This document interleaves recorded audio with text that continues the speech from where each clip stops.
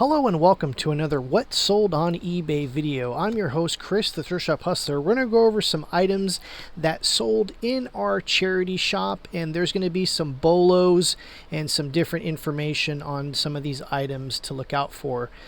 Definitely do that. We also have a special worth point bolo at the very end, so you want to watch the video all the way to the very end to get a special deep dive on one of these items. So let's get right into it.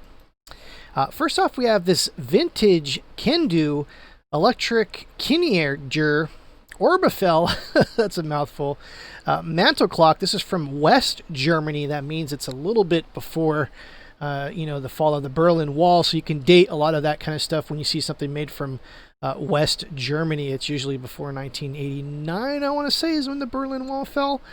And that's a whole other situation on itself. But anyways, this was from West Germany. Any German clocks, Swiss clocks, usually any mantle clocks, we've talked about that stuff before, are usually something to take another look at. This is definitely from either the 60s or the 70s. As you can see from the different styles, this is what it looks like underneath. It's got a little bit of corrosion in the battery. This still sold for $150. Let me look at the back. I think I have a photo of the where is the photo. I guess this is as good as it gets. I thought I actually took a photo of the back. All the information is going to be on the back. This one was kind of untested. I did put a battery inside there and it pretty much did nothing, so I'm pretty sure this will need to be looked at. And of course I put untested, and I said the same thing in the condition description, and that's definitely a key thing with these clocks. Sometimes these things are just, they don't work, and if you can't get it to work, you don't know how they work, it's usually best to just list them untested for parts of repair, things like that, and usually you'll be pretty safe. Though sometimes you get the occasional customer that doesn't read, and of course they want to return something that's not working, even though it states in the title, in the condition, that it's not working. So luckily for us, the customer that did get this did keep it, and they didn't have any issues as far as we're concerned. And shipping this was a little bit of a pain in the ass because it was super heavy for its size, and of course it had all four sides of glass, which was a whole other thing in itself. So just be warned when you buy this kind of stuff. Don't just think of like how much I'm going to make off of it, though that's important. You got to also kind of think is like, how am I going to ship something, whatever you're buying? It can even be like porcelain plates or porcelain figurines. It's like, sure, you can get it for a good price and you can sell it for a good price, but is it going to get to its destination without breaking? Like, that's a whole other subject all in itself. Next up, we have this sterling silver topaz I want to say Dennis the bracelet. We're going to call this tennis bracelet Dennis. This is a tennis bracelet. It's an 8-inch bracelet. What we did is you measure the bracelets by the length, as you can see here, the total length. And this was sterling silver. Now, the reason why I'm listing this is not like a super amazing sale or anything. Sometimes you can find this kind of stuff in like 25-cent bins, or there's a kitchen drawer in a estate sale that just has tons of stuff. Sometimes this kind of sterling gets kind of pushed to the side, even though this particular one's nice. Even sometimes you might find 14-karat white gold bracelets that are mistaken for sterling for whatever reason. That happens. I mean, that happens from time to time. That could be a difference from $35 to $350. So just kind of, if you're ever in a estate sale or you're looking for stuff, definitely get your jeweler's loop out and take a look to make sure that everything is on the up and up. Sometimes you can find one of those hidden gems. Up next is this Kate Spade felt black red polka dot purse. This is actually a really cool handbag. It's definitely unique. Kate Spade, yes, the designer that died of apparent suicide in 2018. There was a huge kind of uptick in people buying her stuff around that time.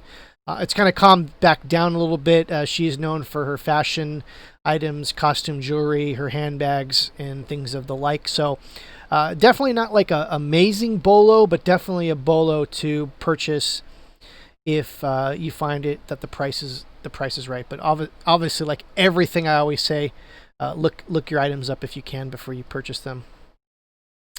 Next up is this vintage Stanley. This is a number 4 wood planer. This is an interesting item because, you know, how many times have we been to estate sales or garage sales when we find tables just full of this stuff? Especially if you can find an estate sale on the last day that's just ready to give everything away for $1. Usually these tools that are pretty heavy that have wooden handles are usually even saws. Even those things, you know, some of those are worth some pretty good money. Especially if you can pick them up for a couple bucks, if not for 50 cents or something ridiculous like that.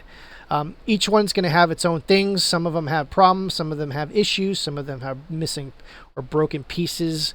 So just be aware that when you buy something like this, it's not always going to be like an amazing thing that you found, because you might be missing the sharpener or the blade or one of the knobs or a screw or just something that you didn't see before.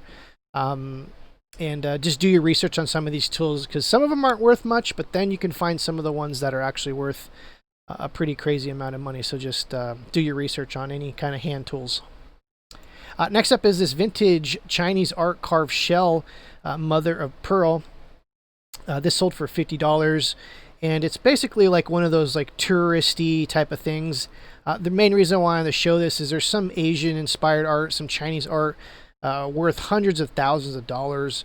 Anyone that has looked at the Antique Roadshow in the last 5 years, you've seen a huge uptick in Chinese antique pottery, art, vases. It's really super hot right now. We've talked about that in the past, in past videos. So just understand that there's lots of like import stuff and touristy type things that aren't worth much. But every once in a while, you'll find like a really nice porcelain vase or a bowl or a dish or some kind of like art from the 1800s that could possibly be worth a ton of money. There was a lady that found like a Ming Dynasty bowl at a thrift shop, not a thrift shop, at a garage sale for like $10 that ended up to, I think she sold it for like $3 million or something ridiculous like that. And it just looked like an ordinary bowl. Actually, let's look that up real quick. Ming bowl garage sale. We're going to do this real quick. I apologize. Yeah, she bought this bowl for, okay, so correction. Let's redact what I just said. She spent $3 for this bowl that sold for $2.2 million. As you can see here, that's what it looked like.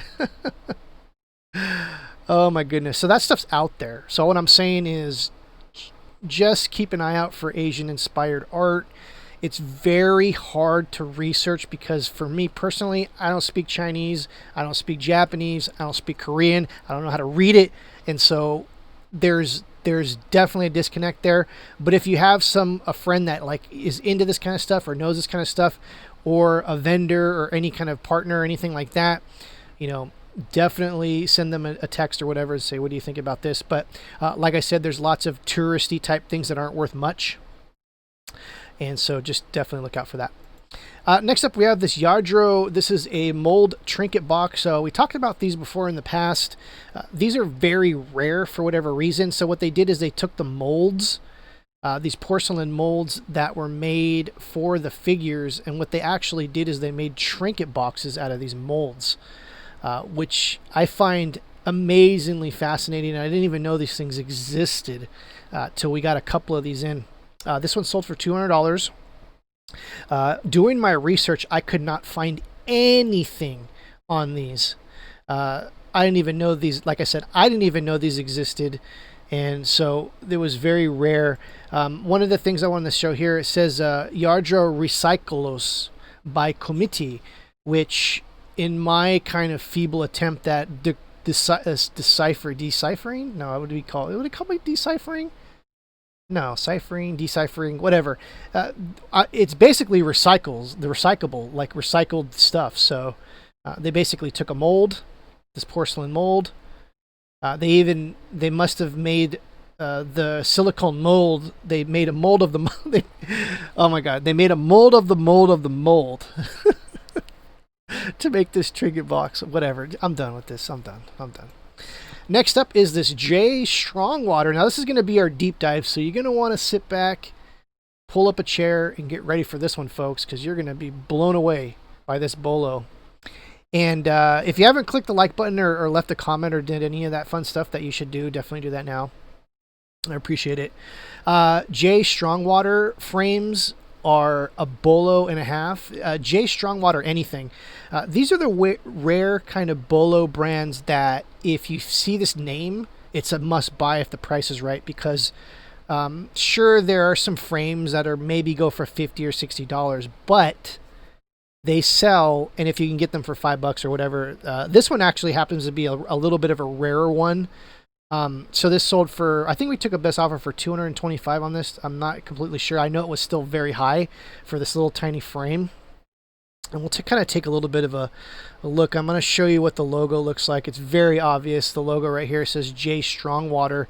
This one they wanted $150 for, which is kind of, I mean, I guess you would have still made money if you bought it at that price, but a resale price, that's not a resale price. $75 might be a resale price, but that's even a stretch. Even though this sold for $225-ish. Like I said, it's just one of those things.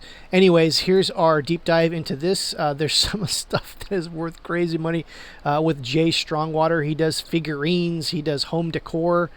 He's most known for definitely some of the home decor and the frames. As you can see here, there's different kind of things. For whatever reason, you know, a lot of the animal figures are worth a ton of money. There's some very large framed mirrors that go for a crazy amount of money. What you're probably going to find at a estate sale is probably some frames or something like that. If it looks like a fancy frame, metal frame with like jewels and things, definitely flip it around. We did talk about, I think it was Burraby frames in the last video. And it's like kind of like the same kind of style and look, though J Strongwater is heavy on like the embellishment, the jewels and kind of stuff like that, little like kind of Swarovski kind of funny things like that. So definitely look out for that. Anyways, this is like a super bolo J Strongwater. Get familiar with this. If you ever find it, just give me a shout out. Say, oh my God, I found one of those things you talked about. We get those emails from time to time, which is really good, which is really exciting, and why I do these videos. If you're new to the channel, go down there, click the subscribe button, click the bell for notifications so you get notified anytime a helpful video comes out. And once again, I'm Chris, the Thrift Shop Hustler. We will see you next time. Take care.